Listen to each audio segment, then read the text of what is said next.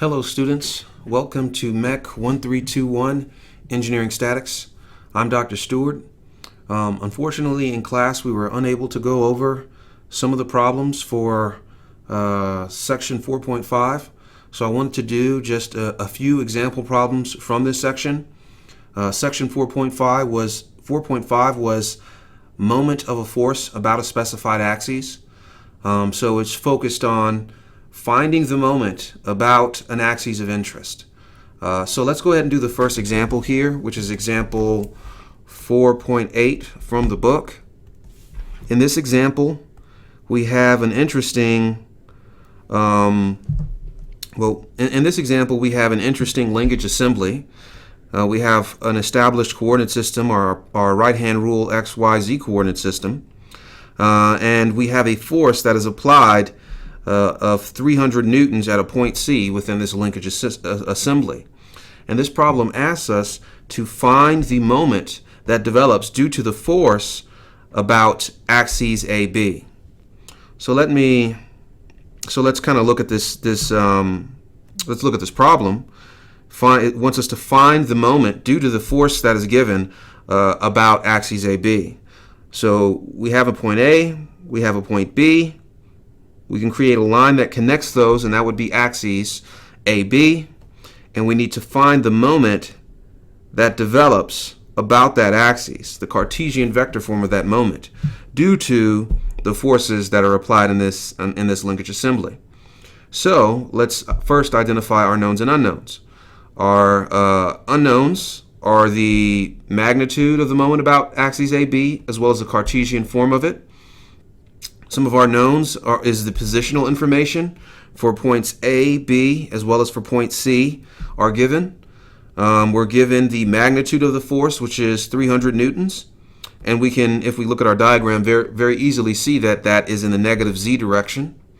But we do not have the Cartesian form of that force vector. We can get it fairly simply, but that's one of our unknowns. Now, it's important to remember from the theory video for 4.5 that when we want to find the moment about an axis of interest, we can use a particular equation. And that equation is the equation that is circled here, where the magnitude of the moment about some axis A is equal to the unit direction vector of that axis dot product, the cross product of a position vector R, and in regards to the force vector F. Okay? Now it's important to remember that in the case of finding the moment about a specified axis, that our position vector R is any position vector that connects the axis of interest with the line of action of the force. And so I'll kind of give a little bit deeper explanation of that as we go into trying to solve this problem. But it's any position vector that goes from the axis of interest, so in this case axis AB, to the line of action of the force, which is the unit direction vector for our force. So now that we've identified our knowns and unknowns, we remember what is the theory that we can use to solve this problem. Let's go ahead and craft our free body diagram. When we craft our free body diagram, what we're doing is we're freeing the body. So we're removing the geometry and only putting our points of interest as well as the forces that we have interests. When we do that, we create our right-hand coordinate system. So with the right-hand rule, we know that when we're using the right-hand rule, that counterclockwise is what we assume is positive in terms of a moment. We can draw our knowns. So we can draw our knowns. So we have our known force that's going in the negative z direction. And then we can also draw the position vectors that connect our various points. So the position vector RB that connects A to B, the position vector RC which connects point A to point C, and then we can also just draw some dimensional information like RX here, a line that connects the point O to the line of action of the force F. Now, we know that we need to find the moment that develops about the axes AB. So we need to find this unknown MAB. And we know we can very easily find the Cartesian form of the force that's given to us, which is going to be negative 300k newtons. That's the Cartesian form of that vector. So we have one thing that we can find from the equation that we need. We can find the unit direction vector from A to B, because we're given the positional information about A and B. We can find that unit direction vector. But now, what is the other thing we need to find? We need to find R. And remember, R is any position vector that connects our axes of interest with the line of action of the force. So, our axis of interest is in red here. Let's go ahead and draw the line of action of our force, right? So any line that connects these two lines, any position vector, any line that would connect these two axes would be a valid position vector that we can use in order to find the moment, the magnitude of the moment about the axes AB. Okay? So, if we simply look at this problem, there is a very, very simple line that connects the axes AB and the line of action of the force. And that is the position vector Rx, which connects this to that, right?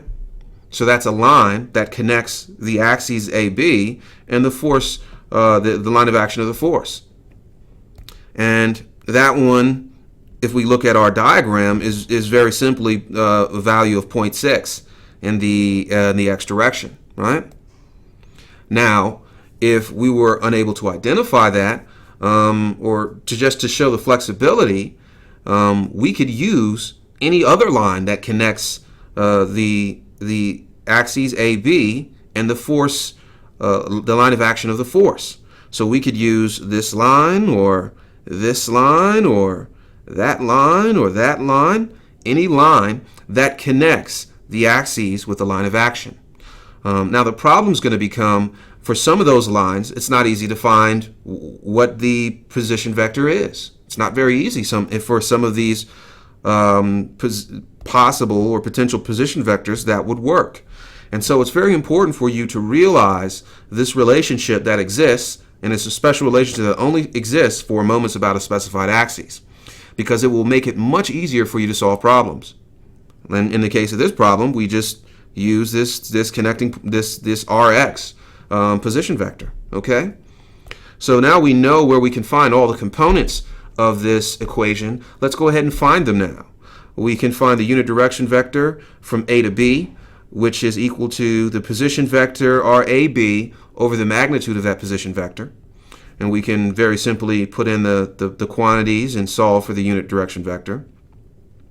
And then we need to find that R, and we can use many different types of R's. We can use RC, RX, RBC, which connects B to C, or RBX, which connects B to X. We could use any one of these position vectors. But in this case, let's use the simplest one, which is simply Rx, where Rx is equal to 0.6 I meters.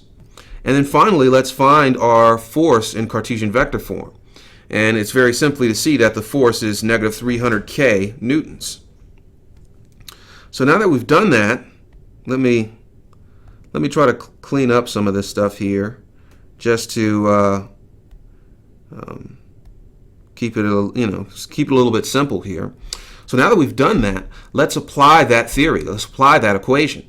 And when we want to apply that equation, we can again use a determinant form in order to solve for that dot product and cross product. In this case, what we need to do is, instead of having I, J, and K in the position in the top position of the determinant, we put in the values, the X, Y, and Z values from our unit direction vector. Once we've done that, then we can very simply determine the magnitude of the moment about axes AB.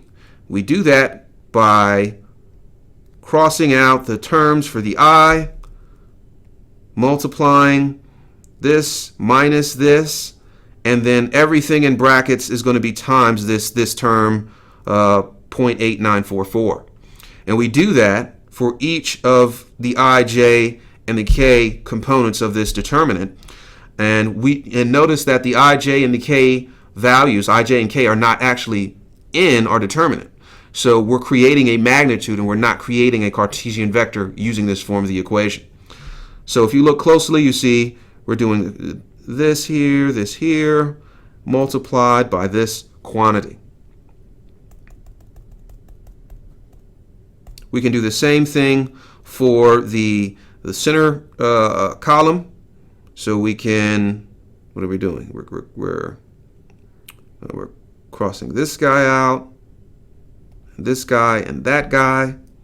We're multiplying this one minus this one, and everything within here is multiplied by that scalar quantity. Now remember that the rule on the center column, on the J column, is to put a negative sign in front of it. So don't forget that you still need to do that when you're using this approach. And that's the special case for the J column.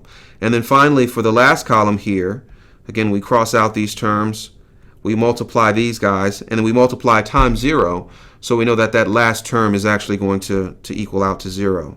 It's actually going to be a 0 term. Once we've performed the determinant and found each of these components, we can put it into our calculator, and we can solve for the magnitude of the moment. And that magnitude ends up being 80.5 Newton meters. Now that we found the magnitude, we need to find the Cartesian vector form of the moment about axes AB. And we can very simply do that by multiplying our magnitude that we just found times the unit direction vector of the axes of interest, right? And when we do that, we find that the Cartesian vector form of the moment about AB is 72I plus 36J Newton meters. And so it's very important for you to be comfortable with finding the moment about a specified axis.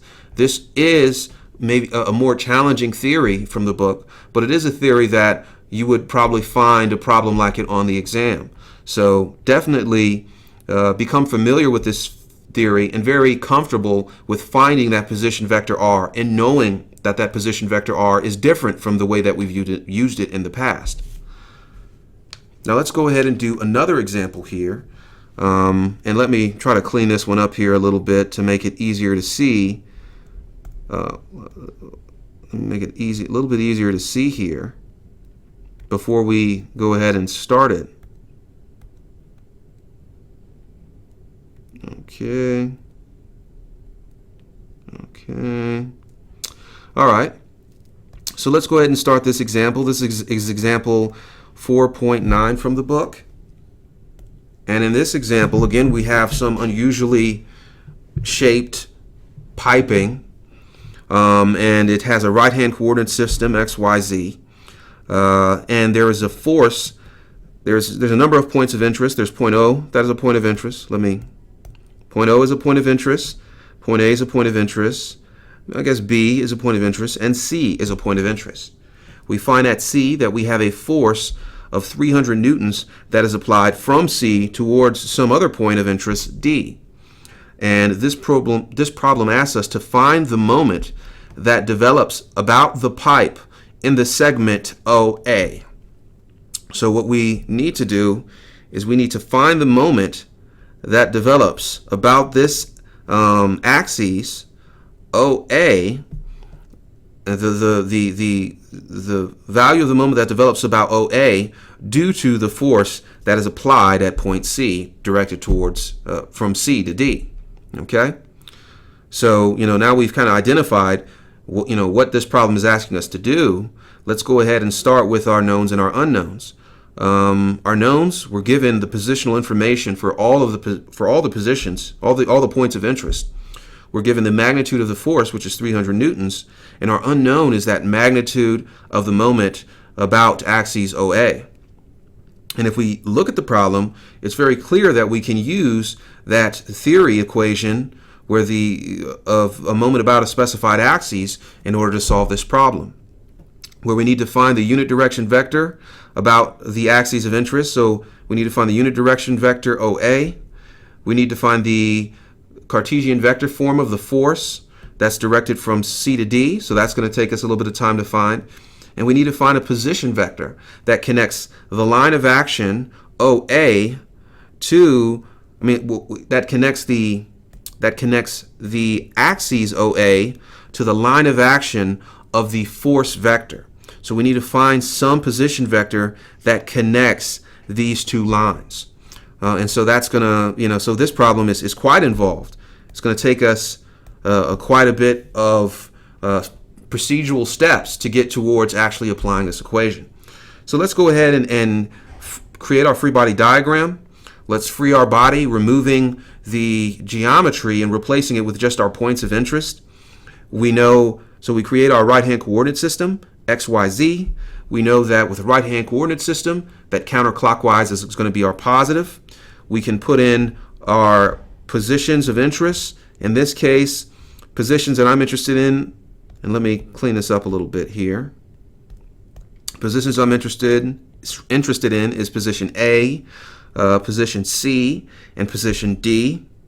Let's go ahead and put in our known, which is our force that's directed from C to D. And let's also go ahead and put in our unknown, which is the moment, counterclockwise moment, that develops about axes OA. Okay? Now, we want to try to identify a position vector that we can use that would connect the line of action of our force, which is which is along this direction, with the axes OA. And if we look at our diagram, the dimensional information we're given for the diagram, and we think about some position vectors that we could use, it's clear that probably one of the easier position vectors to use is RAC, the line that connects the axes from point A to point C, because we're given quite a bit of dimensional information. So we have the position of A and the position of C given, so we can very easily find the position vector from A to C. So let's go ahead, now that we've, and let me go ahead and also show you that while we can use this singular position vector here, we could also use various other position vectors. Any position vector that connects the axes with the line of action of the force. However, most of these are not easy to find. Most of these are not things that we can very readily or very simply and quickly find the position vector for. And so it's important for you to identify the position vector that is easiest to find that you can use in order to solve the problem. And of course, in this case, it's RAC. So now that we have done that, we've analyzed our free body diagram, let's start applying the knowledge that we have. So we need to find the unit direction vector from O to A. We know position O and position A. We know that the unit direction vector is a position vector from O to A divided by the length of O to A, the length of the line from O to A. So let's go ahead and apply that, and we find our unit direction vector from O to A. Then let's go ahead and think about that position vector that we needed to find. Now we know we could use a number of different position vectors. We could use a position vector from O to D. We could use a position vector from O to C. We could use a position vector from A to D. We could use a position vector from A to C. We could use a lot of different types of vectors in order to solve this problem. But let's try to use one of the simpler ones. Now, in this case, in the case of this problem, we actually are going to use, I thought we were going to use RAC, but let's go ahead and use from O to D. And if we examine our diagram here, we see that from O to D, that's a pretty simple position vector. It's even easier to find than the position vector from A to C, because we don't have to really examine it too closely. We can very simply just look at it and find the position vector. And so when we do that, we find that the position vector from O to D is 0.5i plus 0.5k. That's pretty sweet. So now that we've done that, we need to find now the Cartesian vector form of our force vector. We need to find the Cartesian vector for our force. And we know that if a force is directed along specified axes, then the Cartesian vector form of it is going to be equal to the magnitude of that force times the unit direction vector of that axis. In this case, our force is directed from along an axis CD. It's directed from C towards D. And we can find the position vector from C to D, as well as the length from C to D. So let's go ahead and find those positions. We find the position for C, we find the position for D, we find the position vector from C towards D, and then we can find our unit direction vector CD. Once we found that unit direction vector, we can apply it into our equation, and we find the Cartesian vector form of our force vector is 200I minus 200J plus 100K newtons. Okay? So now we found the unit direction vector for the axes about where the moment is located. We found a position vector that connects the axes with the line of action of the force, and we found the force in Cartesian vector notation. Now let's go ahead and apply our equation, which is the simple theory equation that we have, right?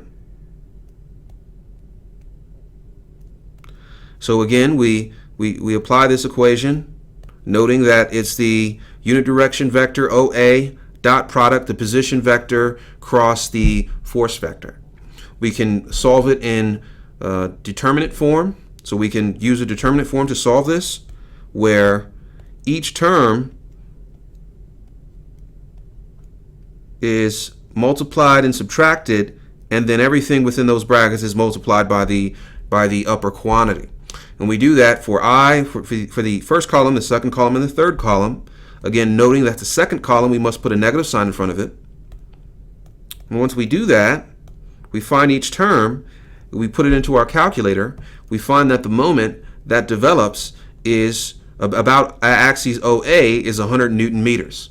And again, since we're using a right-hand coordinate system and counterclockwise is assumed as positive, if our final solution is a positive value, then it's clear that our moment is positive, is counterclockwise about the axis. So we have a counterclockwise rotation about that axis.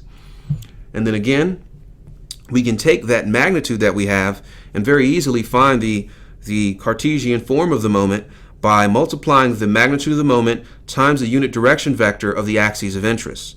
And you do that, and you'll find that final solution in Cartesian vector form. So it's very important for you to become familiar with these types of problems. They are very challenging problems, and it's very easy to become confused. But as long as you take the geometry, examine it thoroughly, identify your knowns and unknowns, and then create a free body diagram where you free the body, then it becomes a lot easier. And then it's important for you to understand what each component of the theory means. What do the terms mean? What is the unit direction vector? What is the position vector? What is the force vector that are used in the equation to solve these types of problems? If you can do that, then you can very easily, using your free body diagram, identify position vectors and identify the subcomponents that are needed to actually solve the problem. So I really do want you guys to do a bit of practice reviewing some of these problems.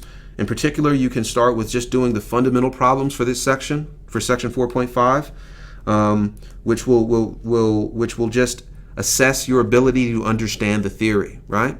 And once you get some of those fundamental problems down, then you can go into the normal homework style problems, which are more challenging, which kind of ask more difficult things. I definitely will be putting a problem like this on the next exam. I believe I will. So make sure that you are comfortable with this material. Okay. Thanks for taking your time to watch this video. I hope that you guys learned some good things from this video. If you haven't yet, please do subscribe. I'll be posting videos like this from now on, meaning example problems, things of that nature. So definitely comment on videos, like videos, do those type of things to make me see that posting these videos is worthwhile. Okay? I'll talk to you and see you guys later. Dr. Stewart, goodbye.